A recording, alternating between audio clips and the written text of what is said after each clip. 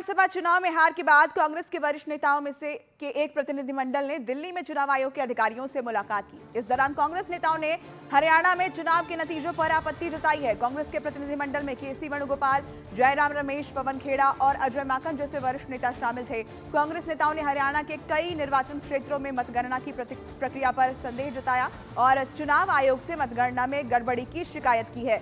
कांग्रेस नेता पवन खेड़ा ने कहा कि पार्टी ने चुनाव आयोग से उन वोटिंग ईवीएम मशीनों को सील करने की मांग की है जिनके खिलाफ उन्होंने शिकायत दर्ज कराई है। कांग्रेस नेताओं ने आरोप लगाया कि कुछ जगह ईवीएम मशीनों की बैटरी 90% थी, कुछ जगह 70% थी। चुनाव आयोग से कांग्रेस नेताओं ने 7 विधानसभा क्षेत्रों के दस्तावेज पेश किए हैं और उसके साथ ही कांग्रेस की तरफ से दावा किया गया कि 13 और विधानसभा क्षेत्रों की शिकायतें चुनाव आयोग को सौंपी जाएंगी। कांग्रेस ने ऐसी ईवीएम मशीनों को सील करने की मांग की है।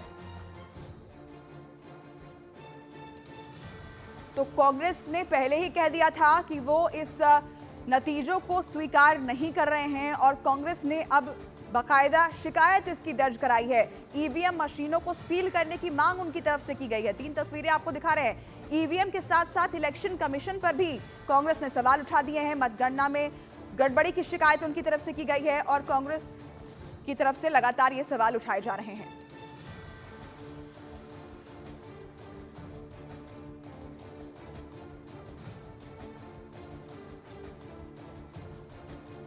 वहीं कांग्रेस नेता पवन खेड़ा के मुताबिक जब हरियाणा में उचित जवाब नहीं मिला तब कांग्रेस का प्रतिनिधिमंडल चुनाव आयोग के दरवाजे पर पहुंचा है। कांग्रेस प्रवक्ता पवन खेड़ा जी हमारे साथ, उनसे बातचीत करते हैं। सर, क्या शिकायत दी आज? हमारी शिकायत 7 विधानसभा क्षेत्रों से लिखित आई है, 13 से और आ रही है। बैटरीज को लेकर है कि 99% बैटरी कैसे दिखा रही हैं वो मशीनें, जब पूरे दिन उनको पोलिंग में उनको खपाया गया उसके बाद भी 99% काउंटिंग के दिन सुबह खोलते हुए दिखती हैं। तो जाहिर सी बात है कि उस पर सवाल उठेंगे और हमारे प्रत्याशियों ने सवाल उठाए थे। आज वो सारे सवाल हम लेकर इनके दरवाजे पे आए और हमने इनको सुपुर्द किए। कितनी विधानसभाओं की आपने शिकायतें कितनी की ओर करने वाले हैं? 7 की हमने कर दी है, 13 की और करने वाले हैं। चुनाव आयोग ये कह रहा है कि आपने जो बयान दिए, जो पीछे जो प्रेस कॉन्फ्रेंस की, उसके ऊपर भी चिट्ठी लिखी। चुनाव आयोग प्रधानमंत्री की तरह छुई मुई बन जाए और सवालों से डरने लग जाए तो इस देश के लोकतंत्र को कौन बचाएगा? आगे विधानसभा चुनाव दूसरे प्रदेशों में होने वाले हैं। आपकी शिकायत पे अगर कुछ नहीं हो तो फिर क्या करेंगे? 24 घंटे भी जागना पड़े जागेंगे, लेकिन लोकतंत्र की हत्या नहीं होने देंगे।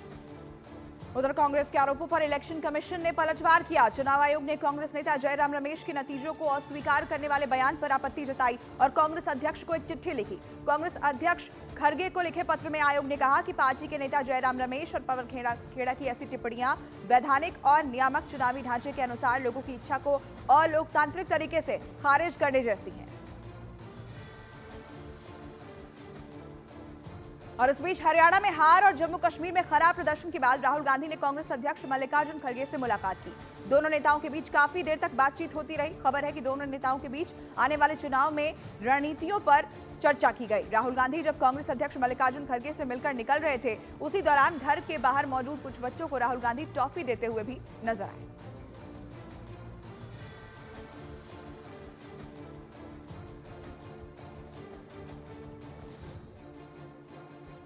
और हरियाणा में चुनाव के नतीजों पर जहां कांग्रेस ईवीएम में गड़बड़ी के आरोप लगा रही है, वहीं बीजेपी ने कांग्रेस के इन आरोपों को लोकतंत्र का विरोध बताया है।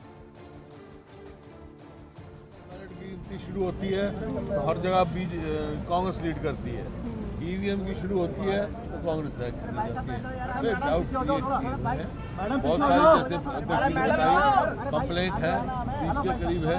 बहुत सारी तो रिटर्न कंप्लेंट आ गई है और वर्बली बहुत आए हैं सब। हमारे पास टेलीफोन आया जब काउंटिंग हो रही थी, कई जगह काउंटिंग डिले की गई है।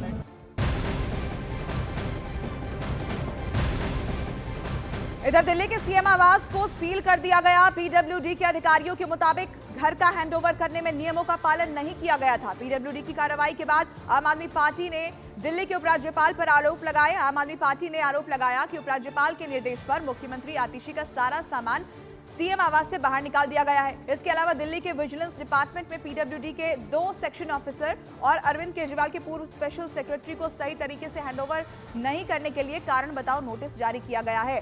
दरअसल पूर्व मुख्यमंत्री अरविंद केजरीवाल ने 4 अक्टूबर को आवास खाली किया था। 3 दिन पहले ही आतिशी इसमें रहने आई थी। इस मामले में केजरीवाल के पूर्व विशेष सचिव समेत 3 अफसरों को नोटिस भी भेजा गया है।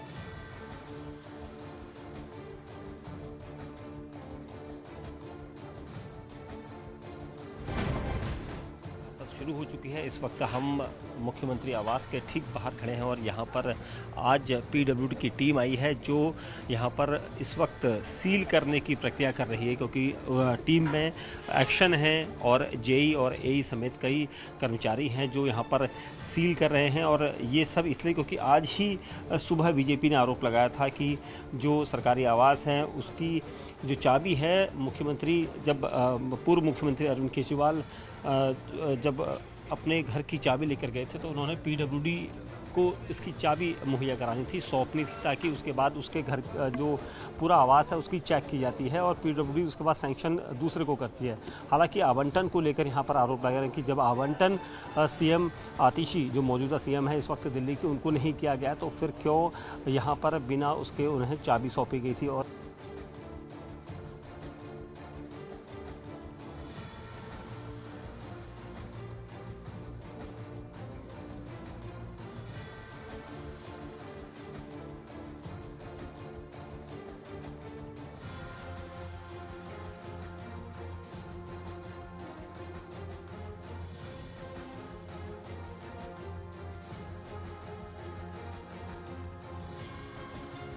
भाजपा नेता को दे दिया जाए।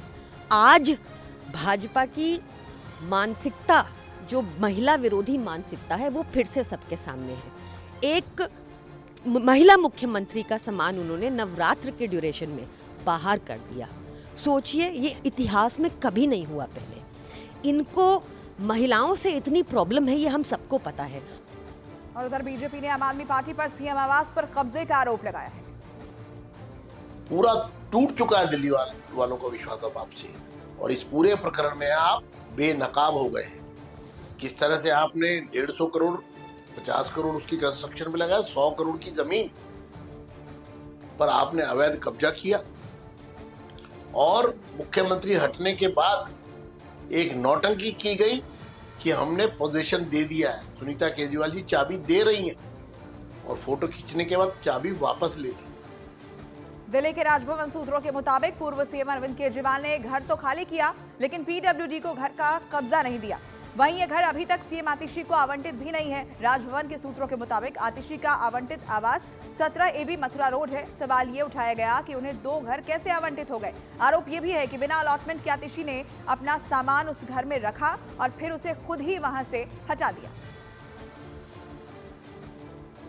तो बड़ी जानकारी आपको दे दे, सीएम आवास को लेकर अब सियासी बवाल शुरू हो गया है। राजभवन सूत्र ये जानकारी दे रहे हैं कि पूर्व सीएम अरविंद केजरीवाल ने घर तो खाली किया था लेकिन पीडब्ल्यूडी को इस घर का कब्जा नहीं दिया गया था। और वहीं ये भी जानकारी है कि अभी तक सीएम आतिशी को आवंटित भी ये घर नहीं किया गया था। राजभवन के सूत्र ये बता रहे हैं कि आतिशी का जो आवंटित आवास है वो 17 AB मथुरा रोड है। तो सवाल ये उठ रहा है कि उन्हें 2 घर आखिर आवंटित हुए कैसे। आरोप ये भी है कि बिना अलॉटमेंट के आतिशी ने अपना सामान उस घर में रखा और क्या फिर उसे खुद ही वहां से हटा दिया।